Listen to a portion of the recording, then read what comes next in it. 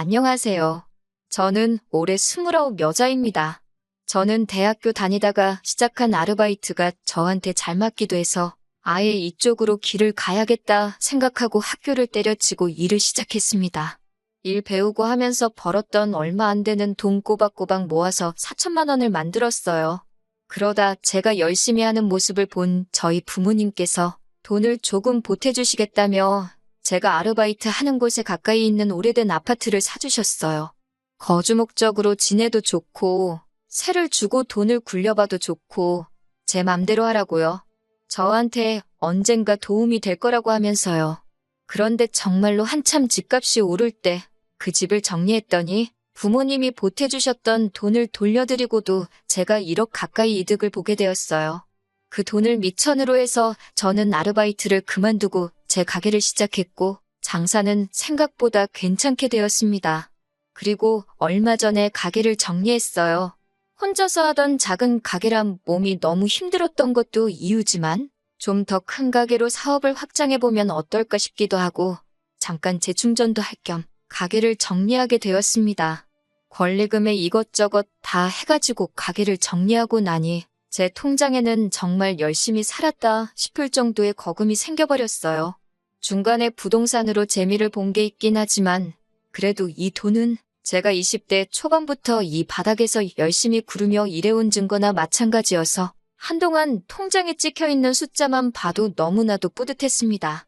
그리고 저한테는 돈뿐만 아니라 거지근성으로 똘똘 뭉친 거지근성 남자친구도 한 명 있었습니다. 저보다 3살 연상의 직장을 다니는 남자친구는 다른 건 몰라도 착하고 둥글둥글한 성격에 무엇보다 자기가 결혼 생각은 없지만 평소에 마음 통하고 서로 편하게 만들어주는 사람을 찾고 있다는 부분이 서로 맞아서 그렇게 연애를 시작하게 되었습니다. 저 역시 결혼에 대해서는 전혀 생각해 본 적이 없어요. 그동안은 일하는 게 바쁘고 돈 벌리는 재미에 결혼 생각이 따로 없기도 했었고 가게 확장을 목표로 하면서 또 결혼은 나중에 해도 되겠지 하고 후순위로 밀려난 상황이었습니다. 남자친구 또한 비혼주의자까지는 아니지만 주변 형님들이 결혼하고 아주 불쌍해 보인다고 하면서 결혼에 대해 부정적인 생각을 가지고 있었어요. 그런 사소한 가치관이 맞았기에 아마 남자친구와도 연애를 오래 한 것 같습니다. 연애는 횟수로 3년이니 절대 짧은 기간이 아니지요. 가끔씩 일이 너무나도 고되고 힘들 때 제 주변에 일찍 시집간 친구를 보니 살짝 부럽기도 했어요. 그래서 저도 가끔은 안정을 찾아 정착해도 좋겠다는 생각이 들 때가 있었는데 남자친구한테는 그런 생각이 전혀 들지 않았습니다. 남자친구의 가족은 아래로 여동생이 한 명 있고 어머님만 계셨어요. 아버님은 어떻게 된 건지 저한테 따로 말해준 적은 없는데 무슨 이유건 간에 좋은 일은 아닌 것 같아서 저도 따로 물어보지는 않았습니다. 여동생은 이제 막 대학 졸업해서 취직 준비를 하고 있는데 잘 안 되고 있다고 들었어요. 그런데 홀어머니 밑에서 남자친구가 가장 노릇을 하고 있었다는 걸 알게 되었습니다. 어머님이 없는 형편에 자기 대학 졸업하게 도와주셨으니 갚는 게 당연하지 않냐고 하는데 솔직히 남자친구 그 나이 되도록 아직도 학자금 대출 갚고 있는데 그동안 여동생 학비며 취직 준비하는 동안 학원비에 용돈도 모자라 어머님까지 모시고 있는 걸 보니 솔직히 결혼 생각이 들지가 않았어요. 안정을 찾아서 결혼하려고 했다가 지금 제가 고생하는 것보다 더 심하게 제 팔자를 꼬아버리는 게 아닌가 하는 그런 느낌이 들었거든요. 그나마 다행인 건 남자친구의 벌이가 나쁘지 않았다는 거예요. 그러니 지 학자금의 동생이며 어머니 뒷바라지까지 다 할 수 있었던 거예요. 자기 월급에 대해 자부심이 있어서 그런가? 월급이 세금을 떼도 400이 넘는다고 자랑처럼 이야기할 때가 있거든요. 말끝마다 400번은 내가 아는데 400번은 내가 어쩌고 하면서 그렇게 자랑을 해요. 그런데 솔직히 그 월급 들어오고 나서 월급날에 남자친구가 가족들한테 뜯길 거 다 뜯기고 자기 갚을 돈 다 갚으면 수중에 얼마 남는지 뻔히 아는데 그걸 자랑이라고 하고 있나 싶을 때가 있었어요. 그나마 제가 자영업을 했기에 데이트를 자주 하지 못해서 만나면서 돈 쓸 일이 그렇게 많지는 않았거든요. 그래서 남자친구 상황 어려운 거 알았어도 애초에 연애 시작한 목적대로 같이 커피 한 잔만 마셔도 마음 편한 사람이 좋지 않겠냐 생각했습니다. 남들 하는 삐까번쩍한 데이트 같은 거 안 해도 마음 편한 게 중요한 거 아니겠냐 하면서 좋아하려 노력했어요. 그런데 막상 제가 가게를 정리하고 남자친구와 보낼 시간이 많아지니 한 푼 두 푼 쓸 일이 많아졌는지 언젠가부터 자기 지갑 걱정을 하기 시작하더라고요. 뭐 좋은 건 아니지만 그간 연애하는 내내 얻어먹기도 했고 솔직히 연애하던 기간 통틀어서 가장 자주 데이트를 하고 있는 이 상황이 가게를 정리하고 휴식을 하고 있는 저 때문이기도 하니 몇 번 제가 계산하면서 남자친구한테 돈 걱정은 크게 하지 말라고 말을 했어요. 그리고 몇 번 제가 계산도 하고 기분 좀 낸다고 비싼 밥도 몇 번 산 적이 있습니다. 인터넷에서 보고 꼭 가보고 싶던 일식집이 있었는데 점심때 갔는데도 인당 15만 원씩 하는 비싼 곳이었어요. 남자친구가 저보고 제가 벌어봐야 얼마나 번다고 돈을 이렇게 펑펑 쓰냐고 걱정하더라고요. 남자친구 월급이 높은 편인 건 인정하는데 그렇다고 남자친구가 제 월 수입을 걱정해줄 정도로 많이 버는 건 아니거든요. 사실 장사라는 게 당장 내일 망할 수도 있는 일이라 제 벌이 자체를 안정적인 직장인들하고는 잘 비교를 하지 않아요. 자연스럽게 남자친구한테는 제가 돈을 얼마 번다고 먼저 말한 적이 없었을 뿐인데 제가 일하는 가게 크기가 작다고 해서 돈도 입에 겨우 풀칠할 정도만 번다고 생각하는 것 같아서 욱하더라고요. 어찌 보면 제가 평생을 해온 일이나 마찬가지인데 말이죠. 그래서 제가 이 정도 점심은 한 달 내내 먹어도 남을 정도로 번다고 조금 과장 섞어서 말했습니다. 남자친구는 제 말에 화들짝 놀라면서 그딴 구멍가게에서도 돈을 그렇게 버는 게 사실이냐고 놀라더라고요. 아무리 이제는 정리해서 제 가게가 아니게 되었지만 제가 평생을 일궈온 가게를 그딴 구멍가게라고 표현을 하니 당연히 기분이 좋을 리가 없었어요. 그래서 그때 자세히는 아니지만 모르긴 몰라도 너보단 내가 더 잘 벌걸? 하는 식으로 이야기를 해줘서 남자친구 귀를 눌러버린 적이 있습니다. 아마 그때부터 시작이 되지 않았나 싶네요.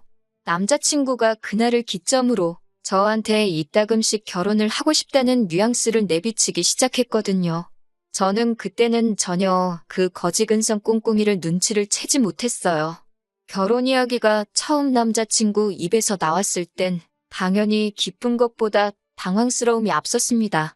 집안의 대들보를 제가 뽑아와봐야 어떤 결말이 기다리고 있을지는 불보듯 뻔했고 애초에 결혼의 결자도 생각해본 적 없는 사람이었으니 말이에요. 그래서 애초에 헛된 희망을 주는 것보다 확실한 거절의 뜻을 말하는 게 좋을 것 같아 솔직하게 남자친구한테 말했어요. 나는 너랑 결혼할 생각을 해본 적이 없다. 특히 지금 너가 집에서 가장 노릇을 하고 있는 거 다 알고 있는데 그걸 아는 상황에서 결혼을 하겠다는 여자가 세상에 어디 있겠느냐고 했어요. 남자친구가 제 대답을 예상도 못했다는 듯 당황하더라고요. 허둥대면서 저한테 제가 결혼만 해준다면 당장 가족들한테 하던 지원은 끊을 수 있다고 하는 겁니다. 솔직히 그래도 싫었어요. 괜히 저 때문에 가족들한테 해주던 거 안 해주면 가족들이 나를 뭐라고 생각하겠냐고. 솔직히 결혼 생각도 없고 오빠도 결혼 생각이 없었기에 우리가 오래 연애를 했던 거지. 오빠가 처음부터 저한테 결혼하겠다고 했으면 오빠랑 연애도 안 했을 거라고. 조금 상처가 될 수도 있겠다 싶었지만 솔직하게 말해줬어요.